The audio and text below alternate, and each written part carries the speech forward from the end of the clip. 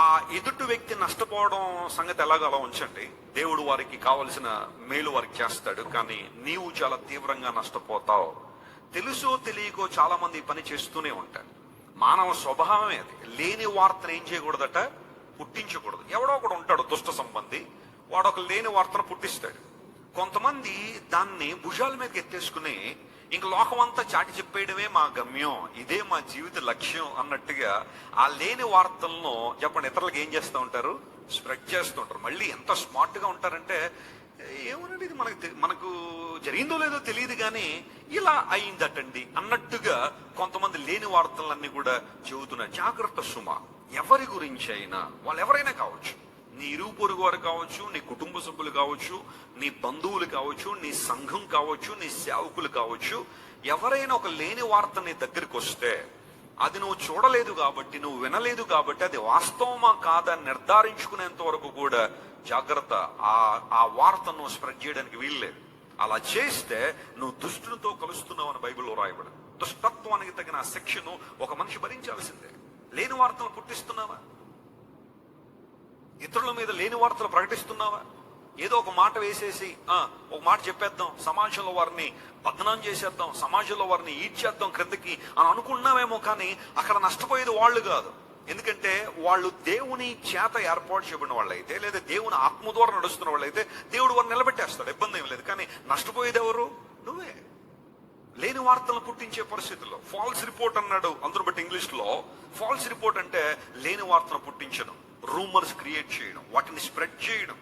ఆ విషయంలో నువ్వు చాలా జాగ్రత్తగా ఉండాలి. నీకు తెలియని విషయాన్ని నువ్వు మాట్లాడడానికి వీల్లేదు.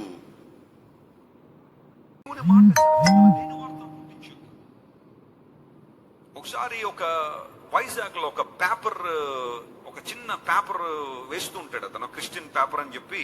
నేను వైజాగ్ లో మీటింగ్ వెళ్తాను, నా దగ్గరికి వచ్చాడు. వచ్చిన తర్వాత, వెస్లీ గారు మీలాంటి పెద్ద పెద్ద సేవకులు కృషిలు జరిగిస్తున్నారు, సంఘాలు ఉన్నాయి, మా పేపర్ను ప్రోత్సహించాలండి, మా పేపర్లో యాడ్లు ఇవ్వండి అన్నాడు. నాయన ఇప్పుడు మాకు ఆ బడ్జెట్ లేదు, చాలా బిజీగా ఉన్నాము, చాలా చోట్ల మీటింగ్లే జరిగిస్తున్నాము, ఇప్పుడు మీ పేపర్లో యాడ్ ఇచ్చి దానికి ఇంత డబ్బులు ఇచ్చే పరిస్థితి నాకు లేదు. ఎప్పుడైనా దేవుడిని ఆశీర్వదిస్తే ఖచ్చితంగా నేను మీ పేపర్ని సపోర్ట్ చేస్తాను, మీ న్యూస్ పేపర్ని సపోర్ట్ చేస్తానని నేను చెప్పాను. That's a good answer. ఎందుకంటే నా బడ్జెట్ ఏంటో నాకు తెలుసు, నా ఖర్చులు ఏంటో నాకు తెలుసు. ఈయనకి ఒకసారి సపోర్ట్ చేస్తానంటే మరొకళ్ళు వస్తారు, మళ్ళొకళ్ళు వస్తారు అని చెప్పి నేను ఎందుకో నాకు ఆ టైంలో నాకు అవకాశం లేక నేను ఇవ్వలేనన్నా. ఆ వ్యక్తి బయటికి వెళ్ళి మన టీం మెంబర్స్ దగ్గర, మీ వెస్లీ గారు మా పేపర్లతో పెట్టుకున్నాడు, ఏం జరుగుద్దో చూడండి, మేము ఏదైనా చేయగలమని గట్టిగా మాట్లాడి వెళ్ళిపోయాడు. ఎందుకంటే నేను ఇచ్చిన ఆన్సర్ అతనికి హర్ట్ అయింది.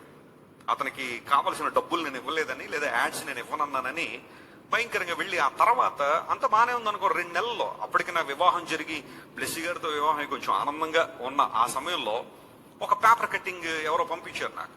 దానిలో రాశాడు, వెస్లీ గారు 6 కోట్లు ఆయన పెళ్లికి కట్నం తీసుకున్నాడని. అది అన్రీజనబుల్ ఎలిగేషన్. 6 కోట్ల కట్నం. ఆ రోజు బ్లెస్సీ గారు తండ్రి గారు మా వివాహంలోనే వెస్లీ గారు మా దగ్గర రూపాయి కూడా తీసుకోలేదు, అంత చక్కగా వివాహాన్ని అంత ఘనంగా జరిగించారు అని చెప్పి మా మామయ్య గారు కూడా ఆయన సాక్ష్యం చెప్పారు. అలాంటి సందర్భంలో 6 కోట్లు కట్నం తీసుకున్నాడు. అది ఒకటే రాస్తే ఏంది, ఇంకా తర్వాత ఇంకా వాడికి నచ్చినవన్నీ కావాల్సినవన్నీ కూడా రాసేసి పేపర్లో అది ఎంత తీరా పోస్తే 100 సర్క్యులేషన్ కూడా ఉండదు, అది 100 కుటుంబాలు కూడా చేరదు. సరే లైట్ తీసుకుందాము, మన వాళ్ళు ఎవరు అడగడానికి వెళ్ళారు. ఆ వెళ్ళగానే నన్ను కొట్టడానికి వచ్చేసారు, చంపేయడానికి వచ్చేసారు అని చెప్పి క్రియేట్ చేశారు. చాలా పెద్ద డ్రామా క్రియేట్ చేశారు. నాకు అర్థం కాలే ఇవన్నీ కూడా. ఆ తర్వాత మెల్లగా ఆ సంఘటన వదిలేశాం. వివాహమై సంతోషించే ఆ సమయంలో ఆ భయంకరమైన నింద నా మీద వేశారు. 6 కోట్ల కట్నం తీసుకున్నాడు. ఆ రోజుల్లో దేవుని మందిరం కట్టాలని దేవుని మందిరం కోసం చూస్తా ఉంటే, నేను నిజంగా గనక పిలిసి గారి దగ్గర 6 కోట్లు తీసుకుని ఉంటే ఈ ల్యాండ్ల కోసం, ఈ మందిర నిర్మాణం కోసం నేను ఇంత ప్రయాసపడాల్సిన అవసరం లేదు. మా తండ్రి గారు ఆయన వివాహం చేసినప్పుడు కట్నం తీసుకోలేదు. మా అక్కకి వివాహం చేసినప్పుడు మేం కట్నం ఇవ్వలేదు, నేను తీసుకోలేదు, మా తమ్ముడు తీసుకోలేదు. ఇంత ఆదర్శవంతంగా యవనస్తులందరికీ మాదిరికరంగా, కుల ప్రస్తావన లేకుండా, బంగారం ప్రస్తావన లేకుండా, డబ్బు ప్రస్తావన లేకుండా, ఆ తర్వాత కట్న కానుకల ప్రస్తావన లేకుండా ఆదర్శంగా బైబిల్ మార్చుకుని వివాహం చేసుకుంటే ఇలాంటి నిందలు క్రియేట్ చేశారు, ఇలాంటి ఎలిగేషన్స్ తీసుకొచ్చారు. ప్రపంచంలో కొంతమంది దుష్ట స్వభావం. బహుశా ఆ రోజుల్లో నేను అనేక ప్రాంతాల్లో చాలా బిజీగా తిరుగుతూ ఎవరి నోట విన్న జాన్ వెస్లీ గారు అంటే కొంతమంది తట్టుకోలేకపోయి ఉండొచ్చు. చిన్నతనంలోనే దేవుడు నాకు ఇచ్చిన స్థాయిని చాలా మంది జీర్ణించుకోలేకపోయారు. ఈ యవనస్తురేటి ఇంత పైకి రావడం ఏంటి, ప్రజలందరికీ ఇలా తెలియడం ఏంటి, ఇంత వాక్యాన్ని బోధించడం ఏంటి, ఇన్ని సభలు పెట్టడం ఏంటి. నా 25 సంవత్సరాల ప్రాయంలో నేను దేవుని వాక్యం చెప్పడం నిలబడితే 80,000 మంది కూర్చున్నారు నా ముందు. దేవుని నామానికి మహిమ కలుగును గాక. నా గొప్పతనం గురించి చెప్పట్లేదు. అది ఒక దీనుణ్ణి అసలు ఏ విధమైన పరిస్థితులు, మా పరిస్థితులన్నీ కూడా చాలా దీనత్వంతో ఉన్న పరిస్థితులను దేవుడు అలా నిలబెట్టాడంటే, ఆ రాత్రి నా రూమ్కి వచ్చి అనేక గంటలు ఏడ్చాను దేవుని సన్నిధిలో. Lord, who am I? ఇంతమంది ఆసక్తితో నీ వాక్యాన్ని వినడానికి వచ్చారు. ఎక్కడెక్కడ నుంచో బస్సులు వేసుకుని వచ్చేసారు. ఆ రోజు 80,000 మంది ప్రజలు కిక్కిరిసిపోయి గ్రౌండ్ అంతా నిలబడితే అప్పుడు నా వయసు ఎంతంటే 25 సంవత్సరాలు.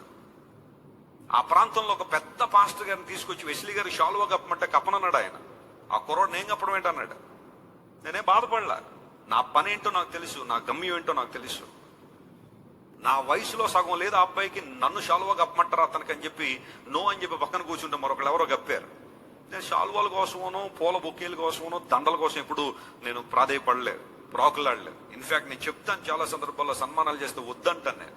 వాళ్ళ అభిమానం కట్టలు తెంచుకుని కొన్నిసార్లు లేదండి వెస్లీ గారు మీరు చేయాల్సిందంటే ఇంకా వాళ్ళకి ఇంకా ఆ సమయంలో ఇంకెందుకు ఆర్గ్యుమెంట్ చేయడం, టైం వేస్ట్ అని చెప్పి నేను కొన్నిసార్లు యాక్సెప్ట్ చేస్తాను. కానీ యూజువల్గా స్టేజ్గా నేను చెప్పేది ఒకటే, నా గురించి ఇంట్రడక్షన్ కూడా ఇవ్వక్కర్లా మీరు. జాన్ వెస్లీ గారు ఎంత అంత ఇన్ని దేశాలు అన్ని దేశాలు అవి కూడా చెప్పక్కర్లా. ఇప్పుడు జాన్ వెస్లీ గారు వాకింగ్ చెప్తారని చెప్పండి అంతే. ఇప్పుడు వాటి కోసం నేను ప్రాకులాడలా. దేవుడు సేవ, ఆయన గమ్యము, ఆయన స్థానంలో ముందుకు సాగిపోవడమే. నా యవ్వన రక్తాన్ని దేవుని కోసం ధారపోసాను నేను. ఏ రోజు ఖాళీ లేకుండా ప్రతిరోజు 2 ప్రసంగాలు. ప్రతిరోజు ఒకేలా ఉంటుందా ఎమోషనల్ స్టేటస్ లేదా ఎమోషనల్ కండిషన్? మానసికంగా అన్నిసార్లు ఒకేలా ఉండలేం మనం. శరీరం కొన్నిసార్లు సహకరించదు. ప్రయాణాలు చేసి వచ్చేవాడిని ఎక్కడి నుంచో వెంటనే మీటింగ్ అనేసరికి ఎంత ప్రిపరేషన్ ఉండాలా. శరీరం ప్రిపేర్ అవ్వాలి, మనసు ప్రిపేర్ అవ్వాలి, దేవుని వాక్యం చెప్పడానికి ఎంత మోటివేషన్ కావాలి.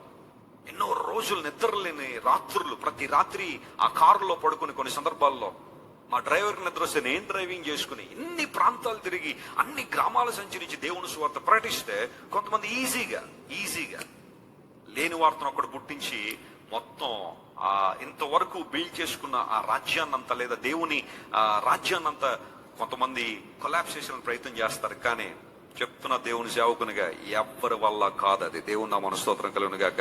As long as God stands with us, దేవుడు మనతో ఉన్నంత కాలం ఒక్క అంగుళం కూడా మనం జరపలేరు. స్తోత్రం చెప్పండి గట్టిగా, హల్లెలూయా. We are the victims. కొన్నిసార్లు మేము విక్టిమ్ గా ఉంటాం. ఆ ఫ్రంట్ లైన్ లో ఉంటున్న మేము కొన్నిసార్లు భరించాల్సి వస్తుంది ఇలాంటివన్నీ, నిందల అవమానాలన్నీ కూడా. కానీ దేవదేవుడు ఆయన చేసిన కార్యాలు ఎంత గొప్పవి.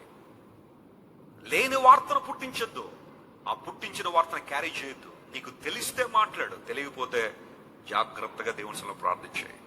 అంతేగాని తెలిసినట్టుగా అన్ని చోట్లకి వెళ్ళి పరిస్థితులన్నీ కూడా మాట్లాడు. కొంతమంది నన్ను అడుగుతుంటారు, ఏమంటే వెస్లీ గారు ఈ విషయం మీద మీ అభిప్రాయం ఏంటారు? ఆ విషయం నాకు తెలియనప్పుడు నేను ఎలా చెప్తాను? నాకు తెలియదే, దాని గురించి నేను దగ్గరుండి చూడలేదు లేదా నేను వినలేదు, ఆ పరిస్థితి నాకు తెలియదు, ఆ వ్యక్తి నాకు తెలియదు, దాని గురించి నేను ఎలా మాట్లాడగలుగుతాను? ఐఎమ్ సో సారీ అని చెప్పి పంపించిన సందర్భాలు కొన్ని ఉన్నాయి. నాకు తెలిస్తే మాట్లాడతాను, లేకపోతే మౌనంగా ఉంటాను. లేని వార్తను పుట్టించేవాడు దుష్టుడు.